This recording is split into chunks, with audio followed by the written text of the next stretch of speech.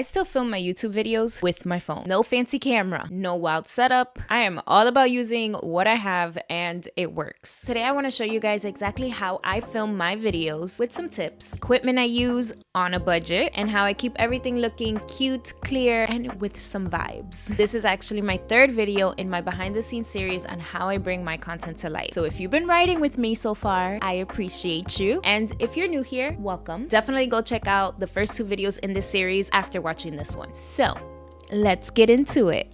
All right, let's start with the basics. My phone, that is the star of the show. I have the iPhone 14 Pro, so what I do, I wipe off the lens and use the back camera because that gives the best quality. I used to use the front camera because I wanted to see myself and make sure I was aligned and my hair was fine. Even after editing, it still wasn't the best quality. I came up with my own little hack. I ended up going to Walmart and I bought a $10 full-length mirror, put it behind the camera, and that is exactly how I see myself now. So I know I'm in frame and my hair looks fine. Now here's the story. One day I started to film and I ended up hitting cinematic. And when I looked back at the footage, I was like, oh, this is nice. I like the way it looks. I am not a guru or professional on what settings you should use on your camera, but if you know the best settings to put for filming on your camera, go ahead and leave that below. But as for right now, I use the cinematic mode on my camera. Now lighting can literally make or break your video. Trust me, I know. I've had little embarrassing moments on some videos of mine that I even have to put, please excuse the lighting, because I didn't know what I was doing and it sucked. I used to rely on natural lighting, which is great and cute until the clouds come in. If you depend solely on natural light, then you're gonna feel more rushed to finish the video before it gets dark. And honestly, that rushed feeling will show in your video. I just ended up buying a ring light on Amazon. It was like $20 or $25 now. It's not the biggest or the most fanciest, but it does get the job done. It has a little phone holder that rotates so I can do my YouTube or shorts, TikTok videos, anything on there. It has 3 different settings of the lights. I actually use the warmer light one so it makes my skin look, you know, chef's kiss. Next, let's talk audio. I used to use the mic on my phone, but if I had the fan going or if the kids were in the background being loud, you could hear everything. So I decided to buy this little microphone on Amazon. You would clip this into your phone and this on myself. These worked. After maybe a few videos, sounded a little muffled and there was like static in my video. So I just stopped using them. I ended up doing some research and I found this mic. Now this sounds clearer, crispier, and I don't have to yell for you to hear me. It is a major upgrade. And the best part, it was under $50. So very beginner budget friendly. I'll link it for you guys in the description. Now, once I got my gear ready, then I feel like I need to set the vibe. This part matters a lot. I make sure my background is clean-ish because honestly, sometimes I just push stuff to the side so you can't see it in the view. Don't judge me.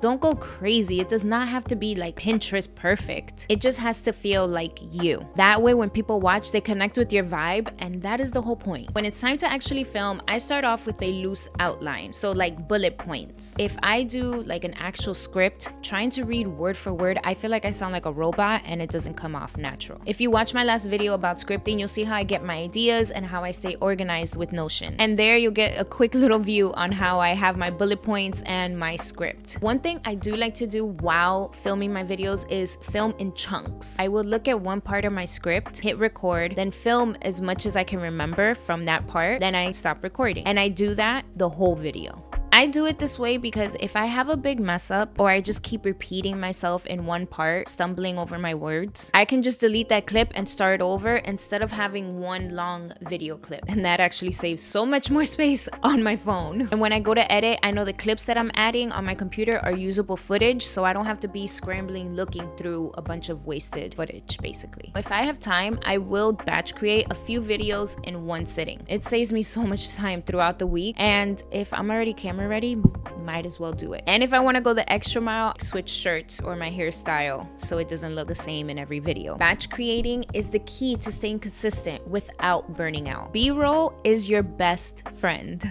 You don't have to do any fancy edits. Just sprinkle in like a few clips of you setting up, maybe laughing at yourself, reading a book, or add bloopers. It keeps the video fun and makes people want to watch till the end. And it shows like your natural personality too. I always remind myself that the real moments are the most relatable. Don't overthink it. So I definitely want to give you guys a few bonus tips. These are things I wish I knew sooner when I started filming, so you don't get any calls or texts interrupting you. Now, this one, it kind of took me a little bit.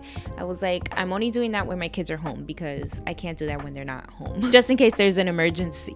But when they are home, airplane mode is my go-to. Face a window if you don't have any lighting yet, because natural light is always the best. You do not need to buy everything at once. Add something new every other paycheck or every other month, just little by little. If you're editing and you realize that you missed something that you wanted to say in the video, do not go ahead and re-record that video. Pick up your phone, say what you need to say, and then embed that footage into the video. We're human, so don't go crazy on yourself.